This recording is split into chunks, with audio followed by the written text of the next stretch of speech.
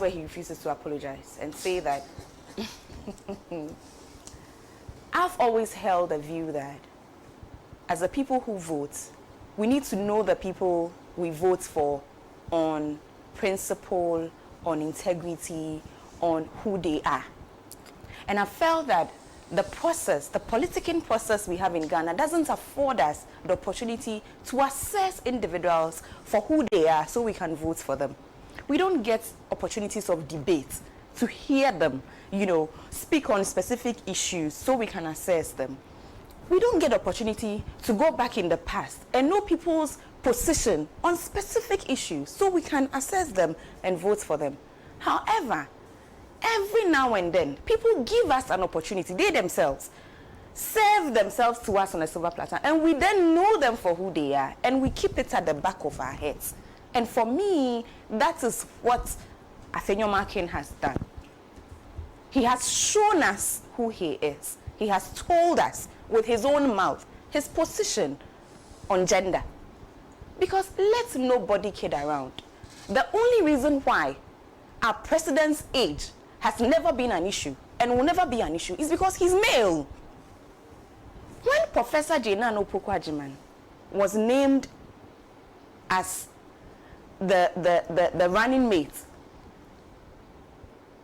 the uproar, the joy, the excitement that greeted, that announcement was because we could see in her that woman who couldn't be criticized and played with the way every other woman whose name has come up has been, toyed with.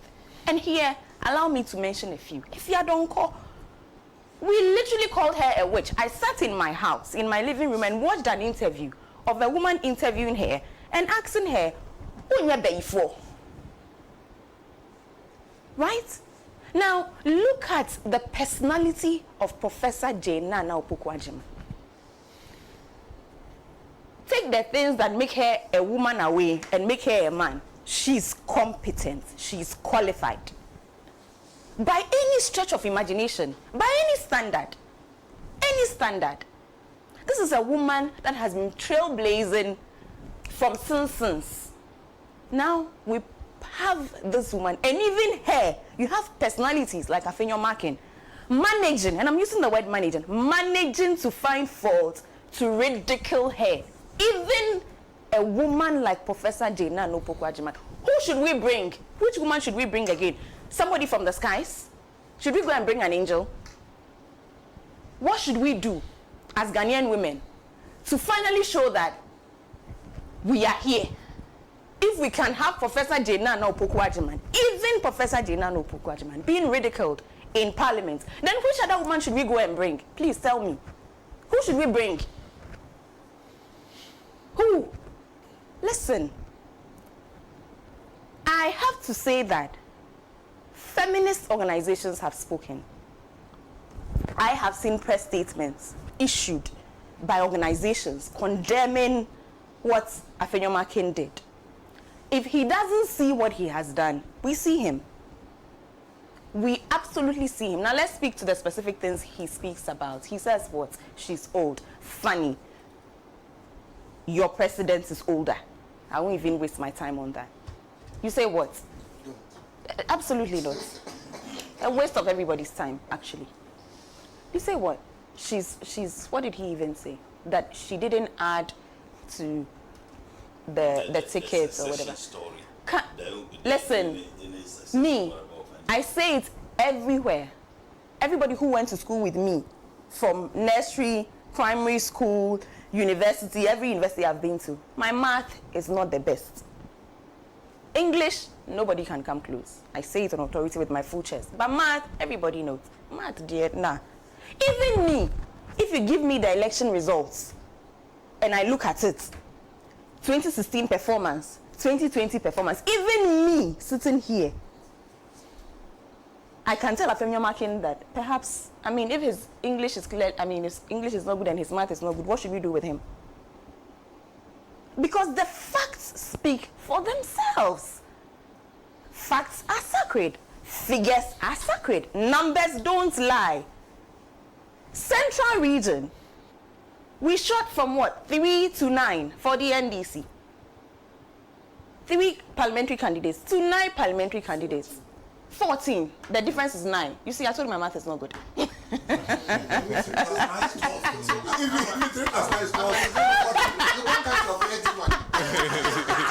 So if you have people like those people who were in that lady's house who were stealing her money, you know. Oh no. If I had been in that situation, I'd be very early. You know, there's people like Abba they don't know about, they know about. If you take her one CD coin, she will come. That is true. No, but seriously.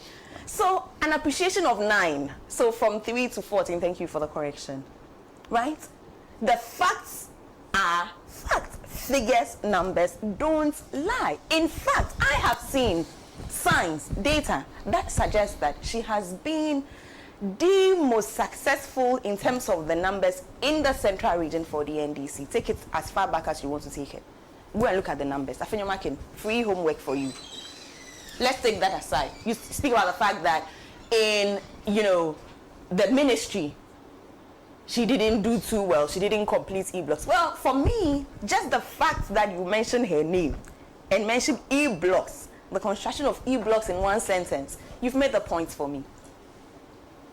Because I traveled with her last year campaign and we went round it. And there were places we got to that the convoy would stop just so she could go and have a look at the state of the E-blocks. And I was amazed at some of the places that these E-blocks had been constructed. I was amazed. I was like, wow, even here. So Agyemang should come again. Listen, when we vote for leaders and they have so grossly mismanaged, the least they can do is give us intelligence politics. Is to respect us. That's the least you can do. You have mismanaged. Your government has terribly mismanaged. So the least you can do in circumstances such as this is to give us witty, what's it called? Comments in parliament. Let me watch parliamentary proceedings and let me enjoy it and say that at the very least, it is interesting and exciting to watch. Don't give us this. Do not. The reason why some of us are so upset by this is because, like I was saying, Professor Naana Opoku Agyemang's person, for me, goes beyond politics. It goes beyond NDC, NPP. She is a towering figure for the Ghanaian woman. Because of her, others are. Let's never kid around with that fact. Because of Professor Naana Opoku Agyemang. And this is even before NDC, NPP. This is as far back as when she was first female vice chancellor of a public university in this country. Because of her. And I was saying the last time that she has opened the door and kept it open. Look at the number of female vice chancellors we have today in Ghana. She opened that door. She shattered that glass ceiling. And God be our helper. She is going to shatter the next one, which is be the first female vice president of this country. Because, Sena, haven't we come far enough that at least one woman gets there? Is it not time? When you have a country that populates more than 52%, or its population is about what? 52% female. And in the history of this country, which is supposed to be representative of the people in the country, the numbers and you've never had a woman go that high. Don't we have a problem? Do we not have a problem that needs solving, that needs fixing? Listen, representation at its core is just the fact that the faces you see, the names you see should represent the people. Look at our parliaments. Look at the parliaments we have in Ghana. We have what? 40 female MPs out of what? In a population of over 52% female. How is that representative of the people? How does that represent the people in this country? That is not representation. When we make the argument that save some safe seats for women, they say, hey, tokenism. We can't do that. Let women come and compete on their own worth. Let them come. Now women are competing on their worth. You go round. You can't talk about competence. You come and talk about age.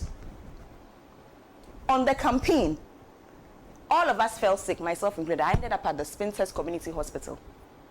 The only person who did not get sick on that campaign was Professor Naana Opoku Agyemang. So he should spare us. She is strong, physically, mentally, and I say this on every authority. My leg is on this wood and I'm saying it. Every one of us fell sick, myself included. I was hospitalized at a Spintex Community Hospital. I can mention other names, I don't have the authority to. I would have told you which hospitals they were hospitalized in, all of us on the campaign. With the exception of Prof. And I remember saying to her, hey, how are you keeping strong? How are you keeping going? Imagine giving a speech from point 1, point 2, across the length and breadth of this country on your feet. She went through that, and look at her. Agyemang, okay, I won't do that. No, he won't force me to do that. I won't. I take it back in my head. But please, let's not do this. And as Ghanaian women, we are telling him we will not tolerate it any further. This thing when a woman lifts up her hands and we shut it down with everything that we can. And so women are afraid to lift up their hands. Women are afraid to get into politics. Women are afraid to show up. Even in classroom, girls can't lift up their hands and speak even when they have the correct answer. Because they are afraid of bullies like Agyemang. Enough is enough. We will not take it anymore. He should come again, this time with the reason why we took him to Parliament, which is to speak, in this particular instance, to speak to the facts and the figures of the State of the Nation's address, which his president gave. If he has nothing to say, all he should have said was, I have nothing useful to say. And taking his seat, he should sit down. Thank you.